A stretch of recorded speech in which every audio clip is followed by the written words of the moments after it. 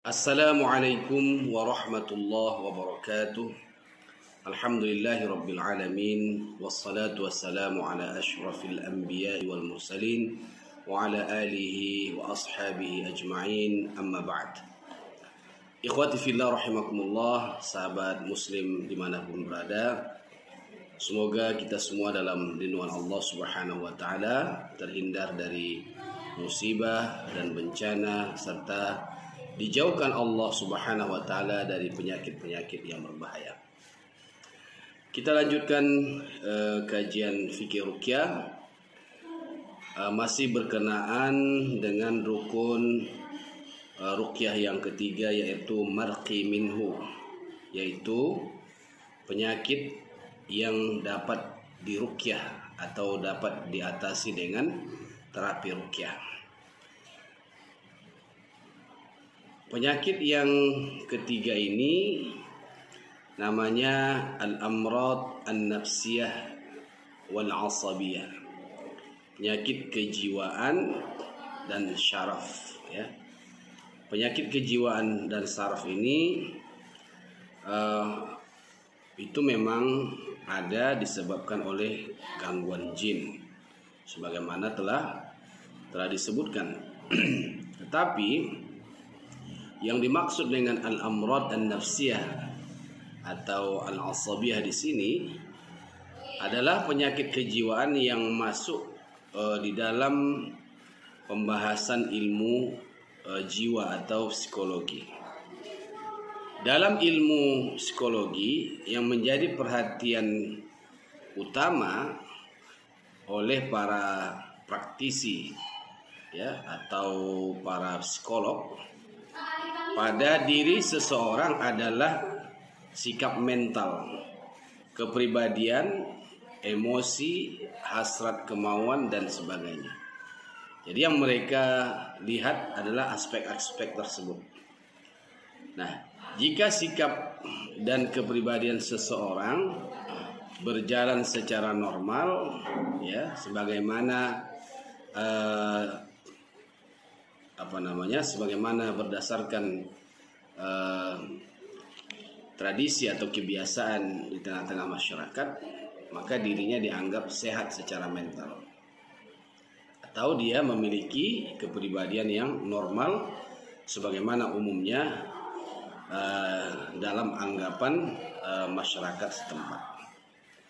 Nah, menurut salah seorang pakar psikologi, ciri-ciri individu yang normal dan sehat antara lain adalah bertingkah laku menurut norma-norma sosial yang diakui. Nah, jadi kalau dia mematuhi hidup, ya, sesuai dengan norma-norma sosial yang berlaku, maka dia dianggap, ya, orang yang normal. Kemudian mampu mengelola emosi, mampu mengaktualkan potensi-potensi yang dimiliki. Nah, ini orang-orang yang sehat secara mental, ya. Dapat mengikuti kebiasaan-kebiasaan sosial. Kemudian dapat mengenali resiko dari setiap perbuatan, dan kemampuan itu digunakan untuk menuntun tingkah lakunya. Nah, artinya setiap tindakan yang dilakukan, dia menyadari bahwa ada risiko-risiko yang harus dihadapi. Nah, kemudian mampu menunda keinginan sesaat untuk mencapai tujuan jangka panjang. Nah, ini juga ya, merupakan ukuran bahwa seseorang itu normal atau tidak normal. Ya. Jadi kalau ada orang memaksakan keinginannya, sementara keinginan itu tidak mampu untuk dilakukannya, ya, maka ini orang yang tidak normal. Nah, kemudian orang-orang yang normal atau memiliki mental yang sehat, ya, biasanya dia mudah, ya, untuk mengapresiasi, ya, kegembiraan orang lain. Kemudian dia juga dapat menunjukkan kegembiraan dari dirinya sendiri.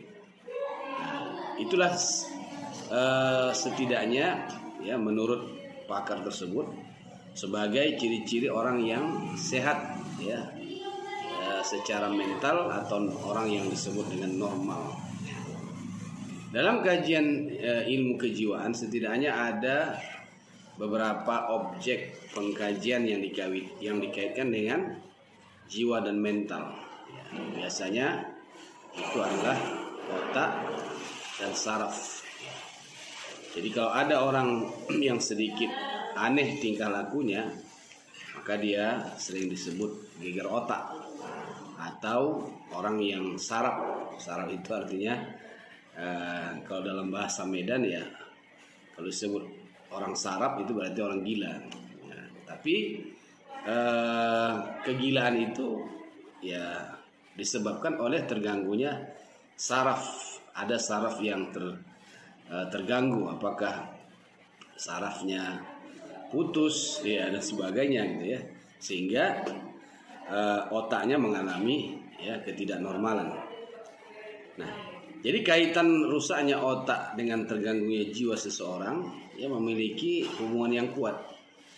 Nah, jadi oleh karena itu hal-hal yang seperti ini dalam dunia ruqyah ya dapat disembuhkan dengan ruqyah syar'iyah.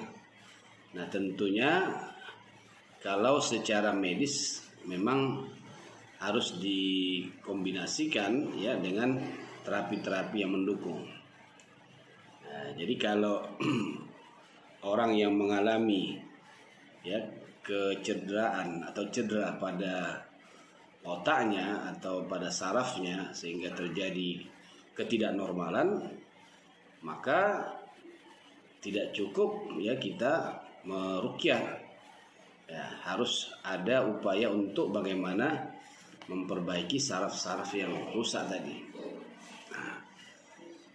Ikhwati fillah rahimakumullah. Jadi gangguan mental itu adalah objek ruqyah dan itu diakui oleh para ulama ya. Hampir boleh dikatakan ya kalau gangguan mental itu dapat disembuhkan dengan ruqyah ya. Asalkan ya dilakukan secara baik dan teratur. Dalam konteks gangguan mental, gangguan jiwa, ya, gangguan penyakit hati, ya, ini oleh para ulama hampir boleh dikatakan tidak ada khilaf, tidak ada pertentangan. Nah, jadi boleh dikatakan mereka sepakat.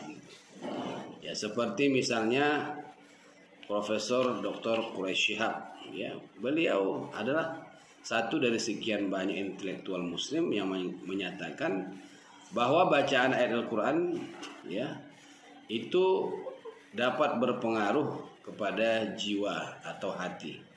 Tapi beliau menolak kalau dikatakan bahwa Al-Quran itu obat untuk penyakit fisik, ya, untuk penyakit gangguan medis secara fisik.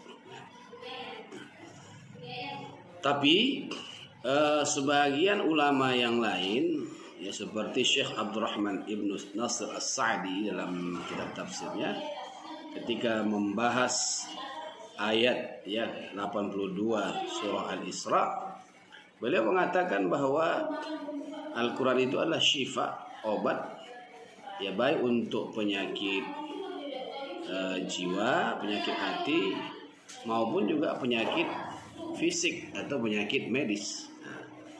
Dan itu juga ya disebutkan oleh Syekh Ali As-Sabuni di dalam kitab Safwatut Tafasir. Jadi bahwa Al-Quran dapat mempengaruhi atau mengatasi penyakit jiwa, penyakit hati, ya, atau al-amrad an-nafsiyah, itu oleh ulama boleh dikatakan mereka sepakat. Yang mereka khilafkan atau mereka perdebatkan adalah kalau Al-Quran itu dapat menyembuhkan penyakit-penyakit fisik. Nah, nanti itu akan kita bahas pada pertemuan berikutnya, yaitu pengaruh ya ruqyah syariah terhadap penyakit fisik atau yang disebut dengan al-amrad al-udwiyah. Barangkali ini berkenaan dengan marqi minhu yang difokuskan kepada gangguan mental, gangguan jiwa atau gangguan hati. Demikian, mudah-mudahan bermanfaat. Wassalamualaikum warahmatullahi wabarakatuh.